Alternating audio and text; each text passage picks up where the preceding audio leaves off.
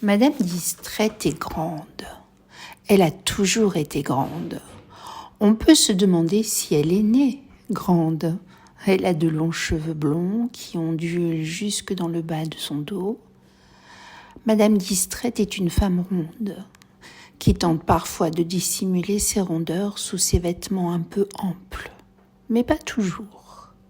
Madame Distrette est tellement distraite qu'en voulant exécuter une simple tâche chez elle, elle a réussi à se faire une double fracture ouverte de cheville, donc elle boite parfois, et elle est handicapée parfois, par rapport à la possibilité de pratiquer certaines activités qu'elle appréciait.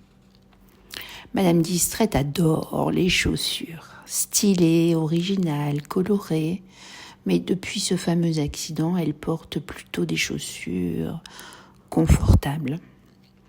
Elle est souriante de nature, mais sa distraction la fait rire ou pleurer pour des motifs qui ne sont pas toujours adaptés, ce qui provoque parfois des regards d'incompréhension chez les autres. Ses yeux changent de couleur selon son humeur, gris, vert ou bleu. Madame Distrette a la peau blanche. Elle se protège du soleil car elle oublie toujours sa crème solaire. Madame Distrette adore parler. Elle adore faire des rencontres et apprendre à connaître les autres.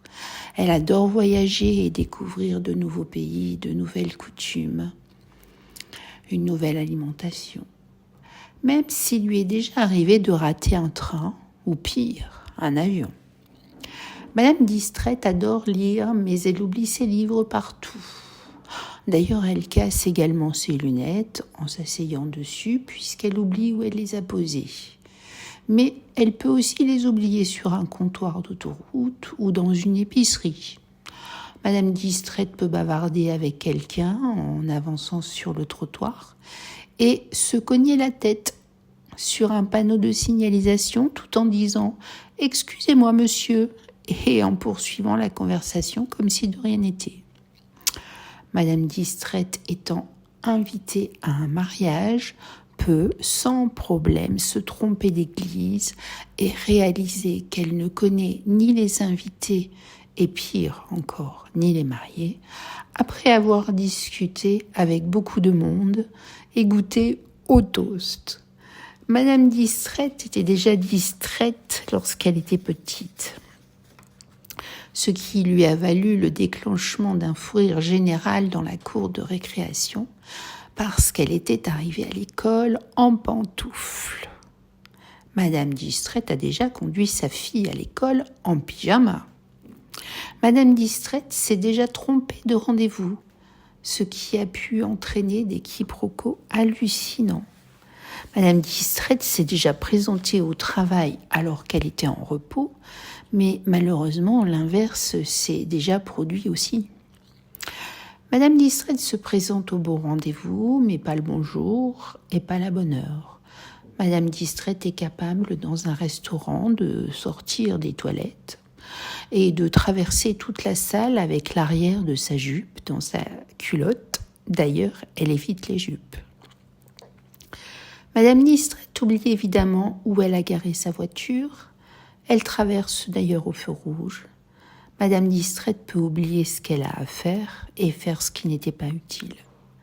Alors, pour pallier à tous ces désagréments, Madame Distrette a mis en place un tas de stratagèmes. Et elle est hyper organisée et hyper dans le contrôle.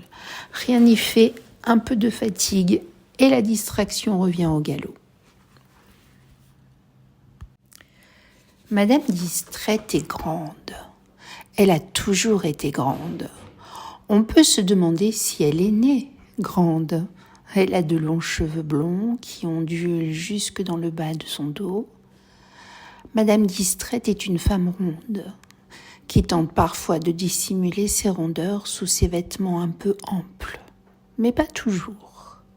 Madame Distrette est tellement distraite qu'en voulant exécuter une simple tâche chez elle, elle a réussi à se faire une double fracture ouverte de cheville, donc elle boite parfois, et elle est handicapée parfois, par rapport à la possibilité de pratiquer certaines activités qu'elle appréciait.